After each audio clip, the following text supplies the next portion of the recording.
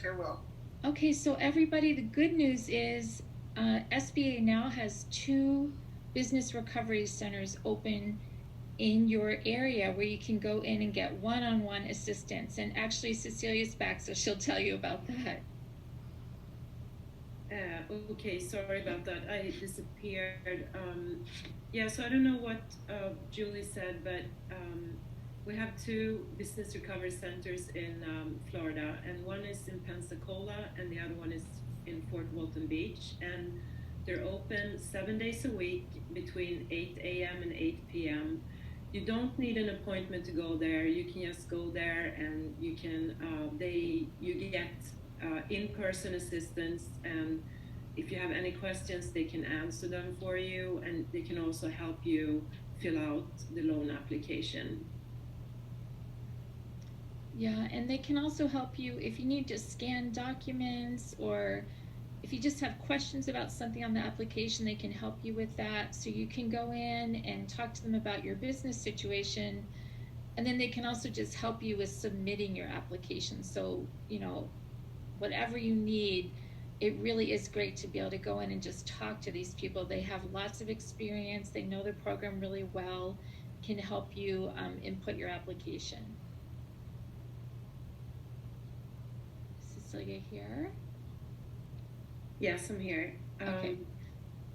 Yeah, so, and also, if you, we do have, SBA has a service center, customer service center too, which you can call if you have any questions regarding, the process or anything, regarding loans. And they're open 7 days a week as well, and the number is 800-659-2955, and they're open between 7 a.m. and 7 p.m. Central Time. And it's very important that you first register with FEMA and then apply to SBA. And also keep in mind there's a deadline for being able to apply for a disaster loan, which is December 1st, 2020. And that's for your physical damage. If you have economic injury from the storm, you don't have to have physical damage to apply for economic injury. And you have until July 2nd of next year to apply for an economic injury disaster loan. We know that in your area, in the Y general area there, with the bridge out, there are businesses that have really been suffering from the lack of traffic, and they could put in an economic injury disaster loan to get some working capital to help them get through the recovery period until things get back to normal.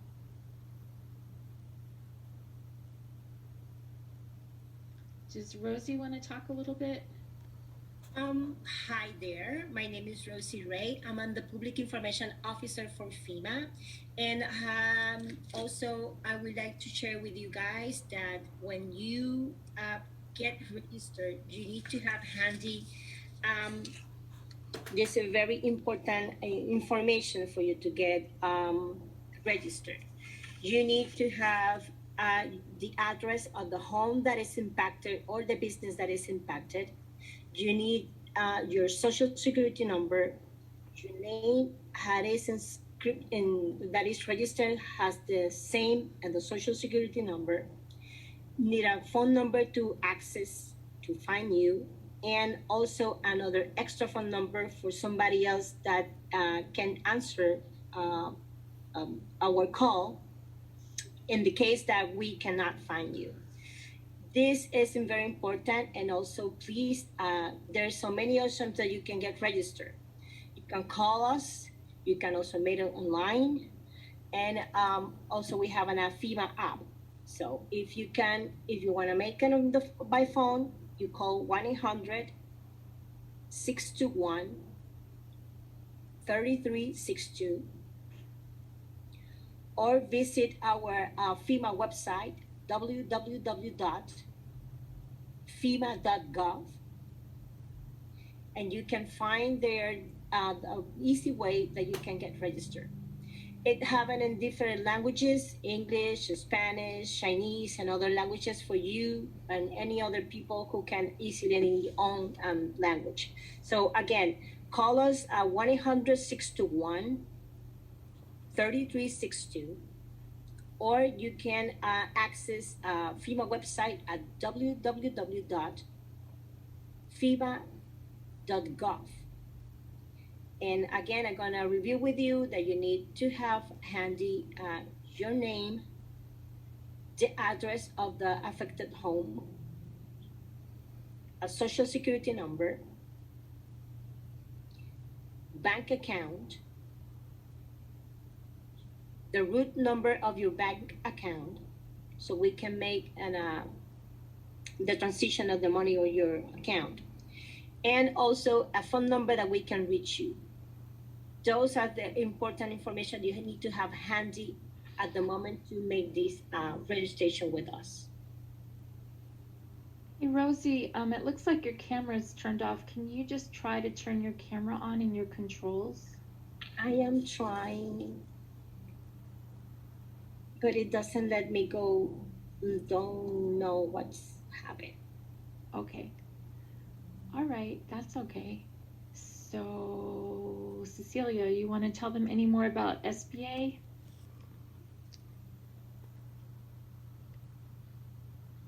Oh, you're muted, Cecilia. Okay, sorry. I'm trying to think if I missed something. I'm not sure. Do you think I missed something, Julie, or? Why don't you tell them about the amounts that they can borrow and what they cover, like that physical damages can be for leasehold improvements, it can be for inventory, fixtures, all kinds of things, not just real estate damages. Yeah, so there are two different kinds of loans. It's for physical injury disaster loans, which are you may borrow up to $2 million, and that's for real estate, equipment, machinery, inventory, and other business assets. And then we have a mitigation loan too, which is 40% of your deemed losses on your property, and that's for to use for improvements to your real estate. For instance, building a retaining wall or a shelter or a safe room, and that's for future eventual disasters to keep you safe. And also we have EIDLs, which is economic injury disaster loans, which are for working capital, and it's actually for bills that you have to pay on a regular basis, like bills that are coming in every month and payroll and so on, and that you would normally have been able to pay unless the Hurricane Sally would have hit. And that's also up to $2 million. But you can, at the most amount, you can have either like a loan, you can have the EIDL loan by itself, for you may borrow up to $2 million, or you can have the disaster loan, the injury disaster loan for property and business assets up to $2 million, or you can combine it, but it's always just $2 million maximum that you may be able to borrow. Is there anything else, Julie, I think you think I should add, or that you're missing? Well, one thing to keep in mind is that the loans are for businesses of all sizes. If it's physical damage, it's for nonprofit organizations. Some chambers are nonprofit.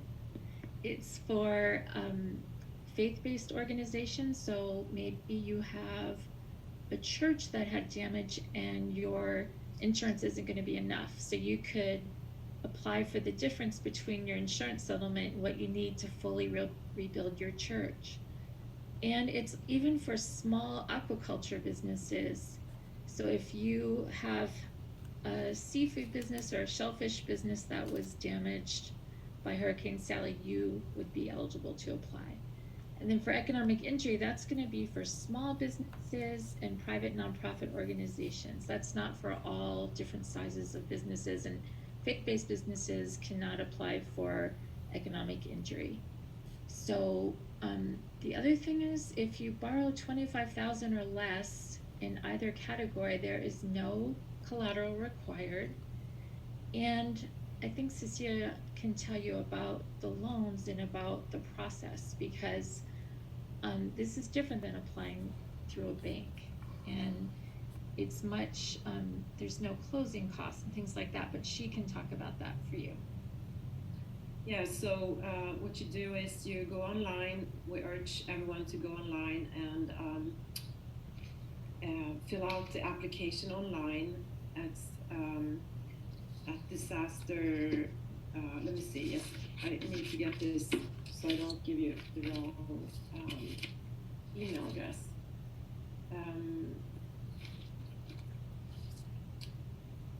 Sorry about this. So anyway, you go online, sba.gov, and disaster assistance, and there you can fill out an application, and we look at it, and then we get back to you normally within 2 to 3 weeks, and then you'll find out, if you're eligible or not. And if we deem that you're not eligible, then we refer you back to FEMA for more consideration of grants. And then you're in the FEMA process that it's required. I'm not sure. That's for renters and homeowners that we refer to FEMA, because FEMA doesn't work with businesses. But Rosie can talk about that process between SBA and FEMA. Yes, here I am. It's important. The first step is to get registered. That's the most important thing. So once you get registered, you will be, we're gonna get all your informations. We will need from you summary about the damages, and you have photos that also help. And once we get all this information, the process is that it's going this information through SBA. So SBA analyze everything, all the damages that you have, and they give you an assistance programs and a loan assistance program. You are not, it is not an obligation. You can even accept it or not, but it's part of the process that you complete the second step with SBA. Once you answer yes or no, then it's gonna be at the third phase. So if you answer to take the loan with SBA, it's go through everything that Cecilia and Miss Julie just explained to you. But if you decline that, then you go back again to a FEMA, and then FEMA give you another options and another programs that assist you.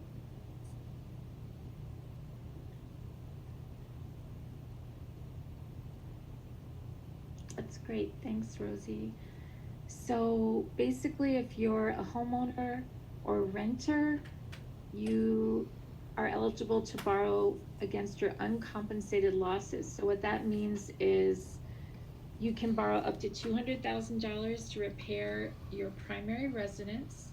You can borrow up to $40,000 to replace your personal property, and that's if you're a renter or a homeowner. And the $40,000 can even go towards your vehicle. So if your car was damaged or you had to buy a new car and you bought it at a higher interest rate, you can use an SBA disaster loan to pay off that higher debt. And yeah, so that is the process. Like, you're going to register first with FEMA. They might say, hey, go to SBA and see if you can get a disaster loan. You're under no obligation to accept it. And if you're denied, then we send you back to FEMA for potential additional grant consideration. And the way it works with SBA is you can turn it down in the short term if you'd like, but then you have 6 months to change your mind. So if your financial situation changes, or you just find more damage than you thought you had, or you develop a problem, something like that moving forward, and you need more money, you can reactivate your loan application. So it's kind of like a tool in your toolkit. It's just there in case you need it. And Rosie will talk about this. We know that the federal disaster assistance is just one part of what is going on there, one aspect of your recovery. And these are the tools that the federal government is giving you, but you will be receiving other tools from voluntary organizations and from your community. Yes. FEMA have plenty of options for the recovery process. Also, we work together with SBA. We work together with with many nonprofit organizations like United Ways, or also with the Red Cross, to mention few. And what is important is to have from you the most exactly information about it. I know that sometimes we get a little distracted with the overwhelmed with the whole situation, and it's go through a couple of weeks when you do the cleaning and you get prepared for do what you gotta do. So, and sometimes get distract. We get distractions with everything is happening in our surroundings, but it's important to have a note and write it down, a summary with all the specifications of the losses that you have. Even if you are a homeowner or you're a renter, if you're a renter, just keep in mind that everything that is inside of where you're living now is your property. The fridge, your bed, your furniture, everything is yours. So it's important for you to have this in mind. Even you are living in a rent place, it's important to have you in mind that that property is significant for you and your family. So again, I would like to review with you the phone number and the website and the information necessary for you at the moment to get registered. So, phone number for call to register is 1-800-621-3362. And the information necessary for you to have it handy to get registered is address of the damages, dwelling where the damages occur, the current mailing address, current phone number to contact you, and a second phone number to contact somebody you trust in case that we can find you. Also, it's important to have your insurance information. If you don't have an insurance information, it's okay. We're gonna work on that anyways. And the routing and account number of the checking or saving account.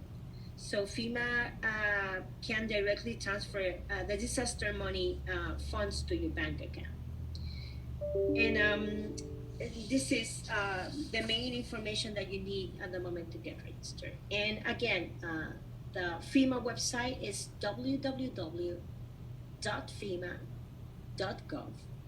And there is plenty information. Also, there is on a section there that you can write down your zip code, and they give you a list of all the FEMA registration sites near you.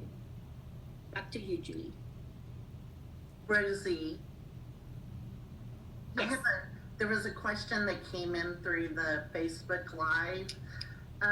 It's if a business had some damage from like water damage, like maybe like a storage room that had, water damage, and they came in and they immediately started cleaning it up and didn't think about taking pictures.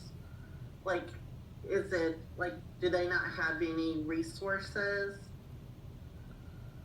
I mean, they lost a lot of their things they had in the storage room.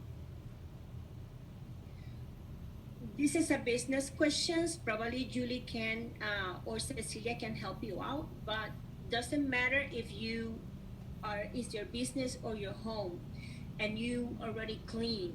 If you have bills, the expenses that you bill of expenses and bills that you have for everything you have done for the cleaning, and if you something get broken and you fix it up, this is important information and you need to put it down in the summary at the moment to get registered so we can help you out with that. Okay. Yeah, it's the same way with SBA. So let's say a business already started working on getting things back to normal. And let's say you had to go out and because you lost your stuff in your storage room, you had to go replace inventory or you had to, buy new stuff for your storage room. You're going to have the receipts for that. So you're going to be able to prove the damage through your receipts. We like you to have photos, but if you don't have photos and you have receipts, those will work as well. And there's a place on the application where you can write your narrative, where you can write a story and kind of back up your application. This is why I need this. This is what happens. This is what I've done. And we know that as time goes on, people are already getting things back to normal. We expect that,